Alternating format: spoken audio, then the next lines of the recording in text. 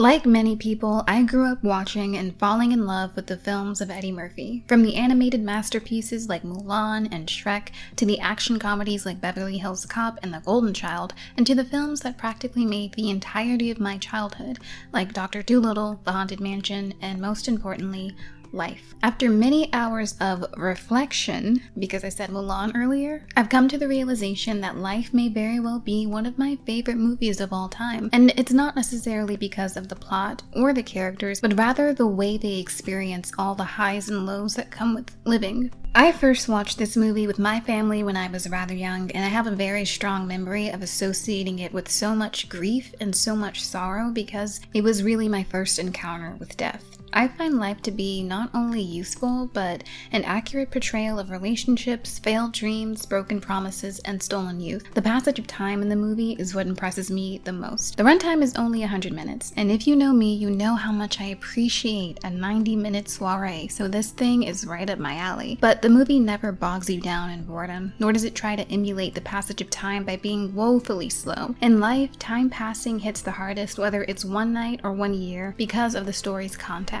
So Eddie Murphy and Martin Lawrence play characters Ray and Claude, respectively. They are two Black Americans just trying to get by in the 1930s. First of all, these two characters are great because of how well written they are, how different they are from each other, and how they each come to represent the different ways we respond to injustices in a capitalistic system. I am not making that up. Claude goes about things in a way where he lives his life according to what white people deem to be respectable. He gets a job as a banker, a respectable profession, and you can tell that Claude kind of believes that this new job title is going to garner him a whole new level of respect. He truly believes that if he works his way up from the bottom, all will be well. Ray, on the other hand, he's a little more like me, a little bit more cynical. Ray doesn't believe in playing by the rules because he knows from experience that the rules are only there to keep people like him from moving up in the world. Rules aren't for the sickeningly wealthy because they break rules all the time to get to where they are. So Ray schemes and scams his way into and out of varying situations. When we meet him, he is literally pickpocketing Claude and is offended at how broke he is. The two of them end up having to take this dangerous work trip together to the Deep South, and that's where shit gets terrible. They're accused of murdering a wealthy black man by the town sheriff who, get this,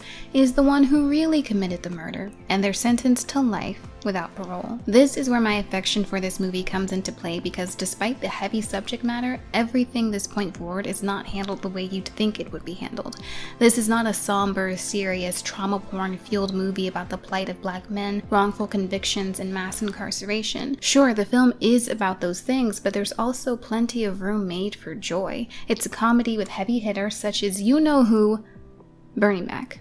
Jangalang. This film impresses me because it, like our other film school analysis, Blindspotting, does extremely well with balancing comedy and drama. The most memorable scene in the movie is when every one of the inmates is up lying awake while Ray tells them about the Boom Boom Room, a nightclub he wanted to open prior to being arrested, a dream that he's still holding on to. The scene is funny, luxurious, and extremely heartbreaking because we know, and they know, that the Boom Boom Room is never going to happen. Life is happening outside of them and they'll never get to experience that. But they hold on to hope because really this fantasy, this dream, is all they have. God, it breaks my heart. The passage of time, the depiction of inmates passing is done effectively. Instead of back-to-back death scenes are presented with inmates, friends, simply fading from the screen, and it hits harder knowing that their deaths mean nothing to the rest of the world because life moved on long before they died, and now that they have, it's just gonna keep on carrying on. I think Life serves as a good lesson in regards to how we discuss the more difficult issues some of us face in society. There are nuanced shades of gray. There's laughter where maybe there shouldn't be, there's pain, and there's beauty. The amazing thing is this movie doesn't just reflect what prison was like for these handful of characters, it reflects instead what life looks like for each of us, with all of its joys and all of its woes. From a technical standpoint though, this movie gets maximum points for the makeup used to depict Claude and Ray aging into old men, but that's really just a video about Rick Baker, who also did the makeup effects for An American Werewolf in London, Videodrome, the Thriller video, and Men in Black, so you know, legend shit. But I will also give credit to the actors because the makeup would look silly if they were still moving around like young men, but they got their mannerisms down pat, their body motion, and even did some impressive voice work to sound like they were in their 80s. All in all, Life is just weirdly a good time given the subject matter, and I think everyone needs to see it at least once, whether what you're getting out of it is special makeup effects, writing interesting characters, how to balance tones, or how to direct. There's a lot to heed and a lot to love.